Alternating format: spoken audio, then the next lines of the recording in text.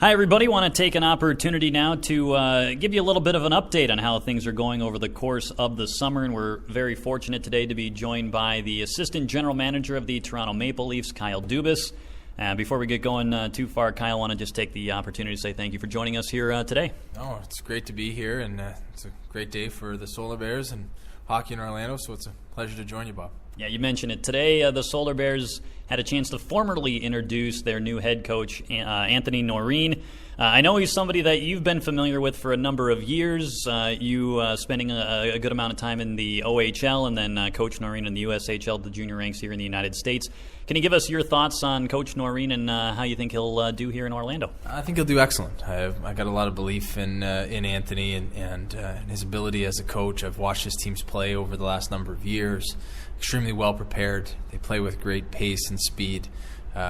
He really pushes the players to use their skill, make plays with the puck, and they really compete hard, not only in the physical sense and finishing their checks, but in competing for the puck when they don't have it to get it back, and that creates excitement, and it's a lot of fun to watch. So I'm really confident that he's going to do an excellent job here, and we're excited to have our players develop with him here. And he had a chance to go up to Toronto for the development camp that went on a couple of weeks ago as well, and you had a chance to work with him there and see him as he interacted with some of the top prospects that are in the Toronto Maple Leaf system. Can you give us your thoughts on a little bit of what you saw out of Coach at camp, as well as how camp went as a whole? Well, it was great to have Anthony at our camp and let him become to get ingrained in the system and the way that our development people, the way that they talk, the way that they act, the way that they teach, and he fit in right away. The coaches, whether it's Sheldon Keefe or Scott Peller, Sheldon Keefe, who's now our coach of the Marlies, or Scott Peller, and our director of player development, Daryl Belfry, our skill development consultant, they were all very impressed with Anthony and the level of passion that he brought, the level of preparedness that he brought to the camp, both in his tasks and in learning from those coaches. So it only served to make us more excited about what he's going to offer here in Orlando. He'll join us starting with our rookie tournament on September the 9th and roll right through with us all the way to the end of our NHL training camp and likely through our Marlies exhibition schedule, and then jump back down to Orlando here. But it'll give him another month to become further ingrained with the way that we're doing things with the Leafs and Marlies and learn through osmosis there, and then bring them back to Orlando. And of course, we had an opportunity a couple of weeks ago as well to hear about Rob Madore, who signed a two-way deal, American Hockey League, and an ECHL contract just a couple weeks back. Can you give us your thoughts on Rob Madore, as well as maybe a little bit of an update on some of the guys that we saw here in Orlando last season, such as Patrick Watling, Brett Finley, those type of players?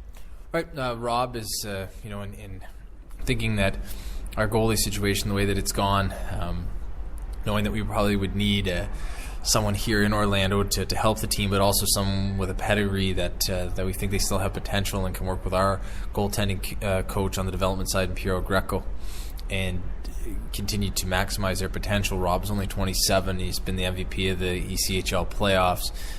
He didn't, I think last year he didn't have as great a year as the year before, but for us that's what provided the potential with him, and we're very excited. Anthony's a big fan of his character, and we're a fan of the way that he plays and his potential as a goaltender. So it's good to get that out of the way. It's never an easy position to fill, and goaltending is the one thing that when you don't have it, it's not a whole lot of fun. So we feel that with our goaltenders in our system as prospects, with Bebo, Gibson, and Sparks, and now with Rob, that we're pretty well stocked, and that gives us 4 goalies across the board that fill those 4 spots. Now, if there's an injury, then we start to scramble, but that's why it's good to be a little bit over prepared. And with a goalie like Rob, with his pedigree, it'll be a lot of fun to see what he does in our training camp.